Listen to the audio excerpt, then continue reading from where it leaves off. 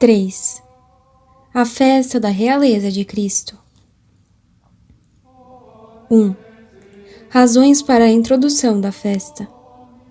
A. Em geral, para toda a festa. 16. Os benefícios da festa de Cristo Rei. E a fim de que a sociedade cristã goze largamente de tão preciosas vantagens e para sempre as conserve, é necessário que se divulgue quanto possível o conhecimento da dignidade real de nosso Salvador. Ora, nada pode, pelo que nos parece, conseguir melhor este resultado do que a instituição de uma festa própria e especial em honra de Cristo Rei. O valor psicológico e religioso das festas. Com efeito, para instruir o povo nas verdades da fé e levá-lo assim às alegrias da vida interna, mais eficazes que os documentos mais importantes do magistério eclesiástico são as festividades anuais dos sagrados mistérios. Os documentos do magistério, de fato, apenas alcançam um restrito número de espíritos mais cultos, ao passo que as festas atingem e instruem a universalidade dos fiéis. Os primeiros, por assim dizer, falam uma vez só, as segundas falam sem intermitência, de ano para ano. Os primeiros dirigem-se, sobretudo, ao entendimento. As segundas influem não só na inteligência, mas também no coração, quer dizer, no homem todo. Correspondem à natureza do homem. Composto de corpo e alma, precisa o homem dos incitamentos exteriores das festividades, para que, através da variedade e beleza dos sagrados ritos, recolha no ânimo a divina doutrina e, transformando-a em substância e sangue, tire dela novos progressos em sua vida espiritual. Origem histórica e providencial das festas na Igreja. Além disso, ensina-nos a própria história que estas festividades litúrgicas foram introduzidas no decorrer dos séculos, umas após outras, para responder às necessidades ou vantagens espirituais do povo cristão. Foram se constituindo para fortalecer os ânimos em presença de algum perigo comum, para premunir os espíritos contra os ardis da heresia, para mover e inflamar os corações a celebrar com mais ardente piedade algum mistério da nossa fé ou algum benefício da divina graça. Assim aqui, desde os primeiros tempos da era cristã, quando, acossados das mais cruentas perseguições, os fiéis começaram com os sagrados ritos a comemorar os mártires, para que, como diz Santo Agostinho, as solenidades dos mártires fossem exortação ao martírio. As honras litúrgicas, mais tarde decretadas aos confessores, às virgens, às viúvas, contribuíram singularmente para promover nos fiéis o zelo pela virtude, indispensável mesmo em tempo de paz. Combatem os erros e heresias. A lição das festas marianas, especialmente as festas em honra da Virgem Beatíssima, fizeram com que o povo cristão não só tributasse à Mãe de Deus, sua protetora por excelência, culto mais assíduo, senão que, ao mesmo tempo, fosse de contínuo crescendo seu amor filial à Mãe que o Redentor lhe deixara, como que em testamento. Dentre os benefícios que dimanaram do culto público e legitimamente prestado à Mãe de Deus e aos santos do céu, não é o menor a vitória constante com que a Igreja se cobriu de louros, ao debelar e repelir a heresia e o erro. E nisto devemos admirar os desígnios da divina providência, que, segundo costuma, tira o bem do mal. Permitiu que, de tempos a tempos, entibiasse a fé e a piedade popular. Permitiu que doutrinas errôneas armassem insídias à piedade católica, mas sempre com o intuito de fazer finalmente resplandecer a verdade com novo esplendor e mover os fiéis, espertos da tibieza, a tenderem, com novo zelo, a graus mais elevados de santidade e perfeição cristã. Eloquente testemunho da história moderna. Idêntica é a origem, idênticos os frutos que produziram as solenidades recentemente introduzidas no calendário litúrgico. Tal é a festa do Corpus Christi, instituída quando se esfriava a reverência e o culto para com o Santíssimo Sacramento. Celebrada com brilho singular, protraída por 8 dias de suplicações coletivas, a nova solenidade devia reconduzir os povos à adoração pública do Senhor. Tal é a festa do Coração Santíssimo de Jesus, estabelecida na época em que, abatidos e desalentados pelas tristes doutrinas e o rigorismo sombrio do jansenismo, os fiéis sentiam seus corações regelados e, com escrúpulo, deles excluíam todo o sentimento de amor de Deus e a esperança de conseguirem a eterna salvação. B. Em especial, as razões para a introdução da festa de Cristo Rei. 18. Deve combater o laicismo, peste de nossos tempos. Para nós também soa a hora de provermos as necessidades dos tempos presentes e de opormos um remédio eficaz à peste que corrói a sociedade humana. Fazemo-lo prescrevendo o universo católico o culto de Cristo Rei. Peste de nossos tempos é o chamado laicismo, com seus erros e atentados criminosos. Excessos do laicismo. Como bem sabeis, veneráveis irmãos, não é num dia que esta praga chegou à sua plena maturação. Há muito estava latente nos estados modernos. Começou-se primeiro a negar a soberania de Cristo sobre todas as nações. Negou-se, portanto, à Igreja o direito de doutrinar o gênero humano, de legislar e reger os povos em ordem à eterna bem-aventurança. Aos poucos, foi equiparada a religião de Cristo aos falsos cultos e indecorosamente rebaixada ao mesmo nível. Sujeitaram-na, em seguida, à autoridade civil, entregando-a, por assim dizer, ao capricho de príncipes e governos. Houve até quem pretendesse substituir a religião de Cristo por um simples sentimento de religiosidade natural. Certos estados, por fim, julgaram poder dispensar-se do próprio Deus e fizeram consistir sua religião na irreligião e no esquecimento consciente e voluntário de Deus. A discórdia e o desenfreio pedem sua introdução. Os frutos sobremodo amargosos que tantas vezes e com tanta persistência produziu esta apostasia dos indivíduos e dos estados que desertam a Cristo, expendemo-los na encíclica Ubi Arcano. Tornamos a lamentá-los hoje. Frutos desta apostasia são os germes de ódio esparsos por toda parte, as invejas e rivalidades entre nações que alimentam as discórdias internacionais e dificultam ainda agora a restauração da paz. Frutos desta apostasia, as ambições desenfreadas que muitas vezes se encobrem com a máscara do interesse público e do amor da pátria, e suas tristes consequências, dissensões civis, egoísmo cego e desmedido, sem outro fito nem outra regra mais que vantagens pessoais e proveitos particulares. Fruto desta apostasia e perturbação da paz doméstica, pelo esquecimento e desleixo das obrigações familiares, o enfraquecimento da união e estabilidade no seio das famílias e, por fim, o abalo na sociedade toda que ameaça ruir. 19. A celebração da festa deve fazer impossível a partilha dos bens. A festa, doravante ânua, de Cristo Rei, dá-nos a mais viva esperança de acelerarmos a tão desejada volta da humanidade a seu Salvador amantíssimo.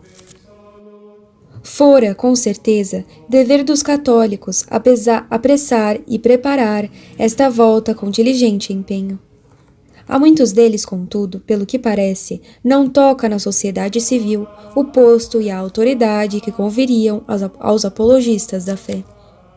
Talvez deva este fato atribuir-se à indolência e timidez dos bons que se abstêm de toda resistência, ou resistem com moleza, donde provém os adversários da Igreja novo acréscimo de pretensões e de audácia.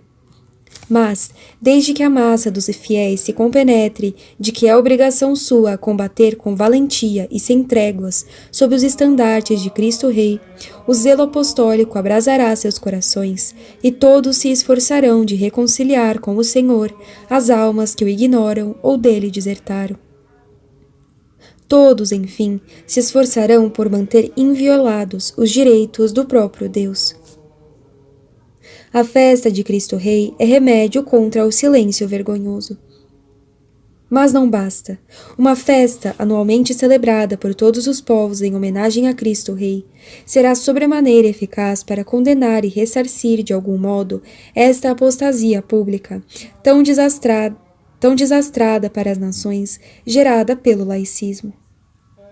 Com efeito, quanto mais vergonhosamente se passa em silêncio, quer nas conferências internacionais, quer nos parlamentos, o nome suavíssimo de nosso Redentor, tanto mais alto devemos aclamar, tanto mais devemos reconhecer os direitos que a Cristo conferem sua dignidade e poder real.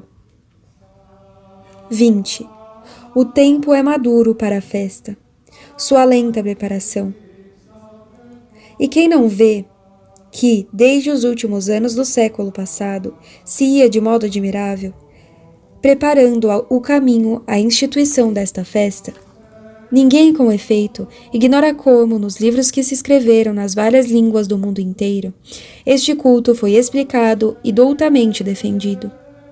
Sabem todos que a autoridade e realeza de Cristo foram já conhecidas pela piedosa prática de se consagrarem e dedicarem ao Sagrado Coração de Jesus famílias inumeráveis.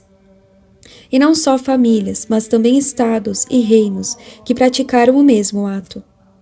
Antes, por iniciativa e direção de Leão XIII, o universo gênero humano foi felizmente consagrado a este coração santíssimo no correr do ano santo de 1900. Não podemos preterir os congressos eucarísticos que nossa época viu multiplicar-se em tão grande número. Tão bem serviram a causa da solene proclamação humana. Reunidos para apresentar a veneração e as homenagens populares de uma diocese, de uma província, de uma nação, ou mesmo de um mundo inteiro, Cristo Rei, oculto sob os véus eucarísticos, esses congressos, em conferências realizadas nas suas assembleias, em sermões proferidos nas igrejas, por meio da exposição pública ou da adoração em comum do Santíssimo Sacramento e de grandiosas procissões, enaltecem a Cristo como a Rei que de Deus receberam os homens.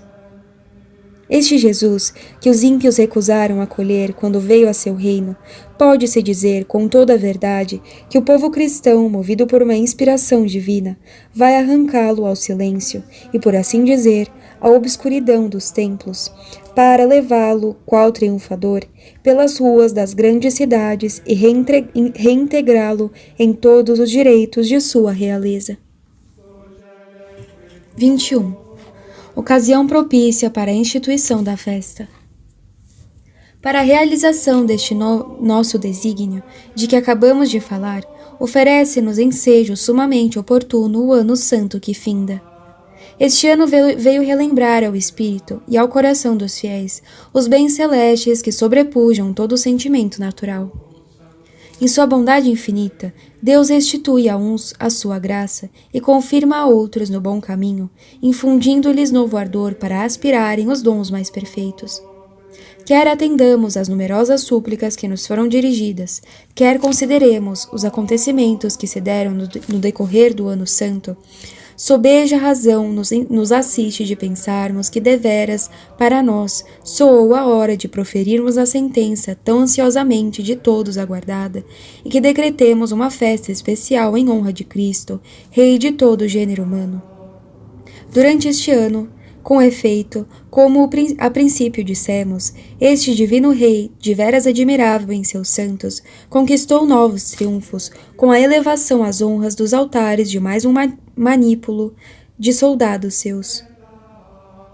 Durante este ano, uma exposição extraordinária pôs ante os olhos do mundo as fadigas e, de algum modo, os próprios trabalhos dos missionários do Evangelho, e todos puderam admirar as vitórias ganhas por estes campeões de Cristo para a extensão do seu reino.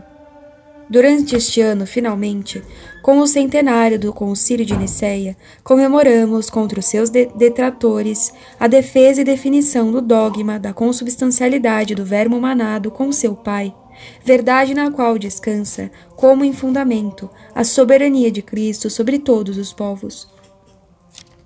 2.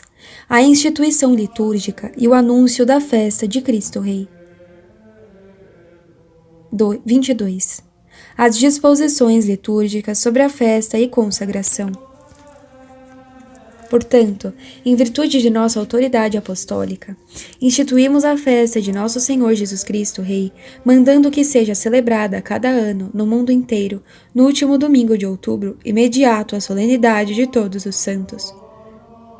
Prescrevemos igualmente que cada ano se renove neste dia a consagração do gênero humano ao coração de Jesus, que já nosso predecessor, de saudosa memória, Pio X, ordenara se fizesse anualmente. Contudo, queremos que, neste ano, a renovação se faça a 31 de dezembro. Neste dia, celebraremos missa pontifical em honra de Cristo Rei e mandaremos proferir em nossa presença o ato de consagração. Quer parecer-nos que não pode haver melhor encerramento do ano santo e que destarte daremos a Cristo, Rei imortal dos séculos, o testemunho mais eloquente de nossa gratidão e do reconhecimento do universo católico, de quem nos fazemos intérpretes pelos benefícios que, neste período de graças, concedeu a nós mesmos, à Igreja, à cristandade toda. 23.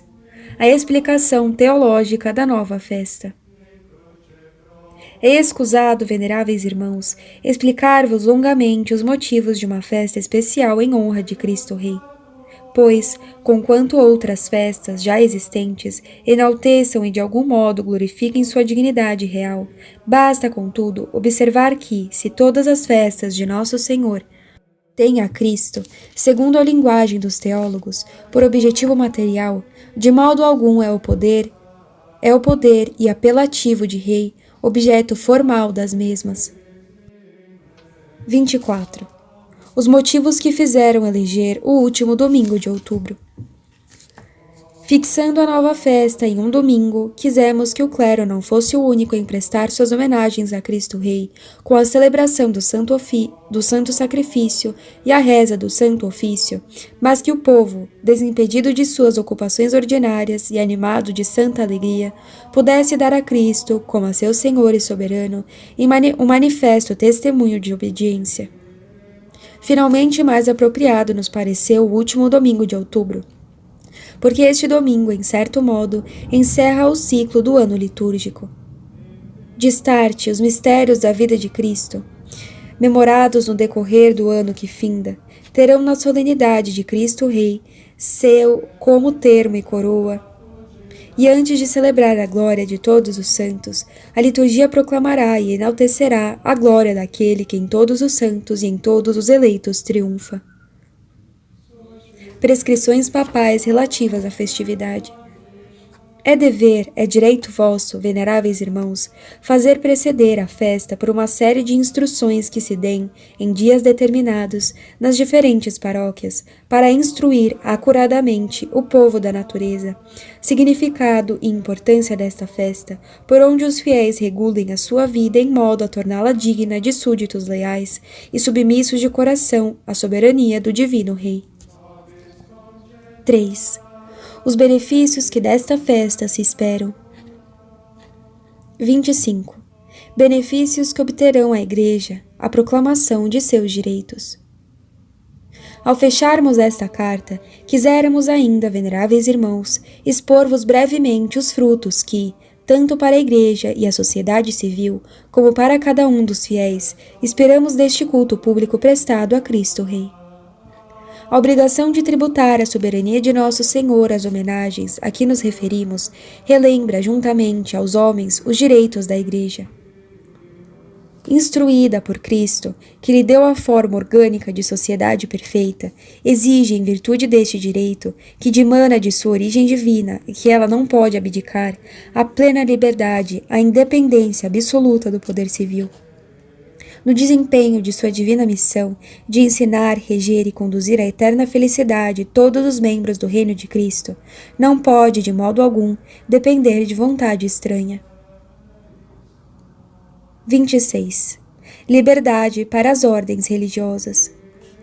Antes, idêntica liberdade deve o Estado conceder às ordens e congregações religiosas de ambos os sexos, pois são os auxiliares mais firmes dos pastores da Igreja, os que mais eficazmente se empenham em difundir e confirmar o reinado de Cristo, primeiro debelando em si, com a profissão religiosa, o mundo e sua tríplice concupiscência, e depois, pelo fato de haverem abraçado uma profissão de vida mais perfeita, fazendo resplandecer aos olhos de todos, com fulgor contínuo e cada dia crescente, esta santidade de que o divino fundador quis fazer uma nova distinta de sua igreja autêntica. Benefícios para as nações. Restauração do culto público e oficial. Com a celebração ânua desta festa, hão de relembrar-se, outro sim, os estados que aos governos e à magistratura incumbe a obrigação, bem assim como aos particulares, de prestar culto público a Cristo e sujeitar-se às suas leis. Lembrar-se-ão também os chefes da sociedade civil do juízo final, quando Cristo acusará aos que o expulsaram da vida pública, e a quantos, com desdém, o desprezaram ou desconheceram. De tamanha afronta há de tomar o supremo juiz a mais terrível vingança. Seu poder real, com efeito, exige que o Estado se reja totalmente pelos mandamentos de Deus e os princípios cristãos, quer se trate de fazer leis ou de administrar a justiça, quer da educação intelectual e moral da juventude, quer que deve respeitar a sã doutrina e pureza dos costumes. 28. Benefícios para os fiéis. O pleno império de Jesus Cristo, nosso Senhor, sobre todo o homem. Que energias, além disso, que virtude não poderão os fiéis, ao ir da meditação destas verdades, para amoldar seus espíritos aos princípios verdadeiros da vida cristã. Se todo o poder foi dado ao Jesus Cristo, no céu e na terra, se os homens, resgatados pelo seu sangue preciosíssimo, se tornam com novo título súditos de seu império, se finalmente este poder abraça a natureza humana em seu conjunto, é claro que nenhuma de nossas faculdades se pode subtrair a esta realeza. É mister, pois, que reinem nossas inteligências com plena submissão, com adesão firme e constante, devemos crer as verdades reveladas e os ensinamentos de Cristo. É mister que se reine em nossas vontades. Devemos observar as leis e os mandamentos de Deus. É mister que reine em nossos corações. Devemos mortificar nossos afetos naturais e amar a Deus sobre todas as coisas. É mister que reine em nossos corpos e em nossos membros. Devemos transformá-los em instrumentos, ou para falarmos com São Paulo, em armas de justiça oferecidas a Deus, para aumento da santidade de nossas almas. Eis os pensamentos que, propostos à reflexão dos fiéis e atentamente ponderados, hão de facilmente levá-los à mais elevada perfeição. Epílogo. Anelo de que todos, também os afastados, reconheçam a Cristo por Rei. 29. Esperança de viver o reino de Cristo. Praza a Deus, veneráveis irmãos, que os homens afastados da Igreja procurem e aceitem para a salvação de suas almas o jugo suave de Cristo. Quanto a nós todos, por divina misericórdia, súditos e filhos seus, queira Deus que levemos este jugo, não de má vontade, mas com prazer, mas com amor, mas santamente. Assim, no decorrer de uma vida pautada pelas leis do reino do céu, recolheremos alegres grande cópia de frutos e mereceremos que Cristo, reconhecendo-nos por bons e fiéis servidores de seu reino terrestre, nos admita depois a participar com ele da eterna felicidade e da glória sem fim em seu reino celeste. 30. Bênção apostólica. Aceitai, veneráveis irmãos, ao decorrerem as festas natalícias do Senhor, este presságio e este augúrio, como prova de nosso paternal afeto, e, como penhor dos divinos favores, recebei a bênção apostólica, que com toda a alma vos concedemos a vós, veneráveis irmãos, ao vosso clero e à vossa grei. Dada em Roma, junto a São Pedro, aos 11 de dezembro do ano santo de 1925, quarto ano do nosso pontificado. Papa Pio XI.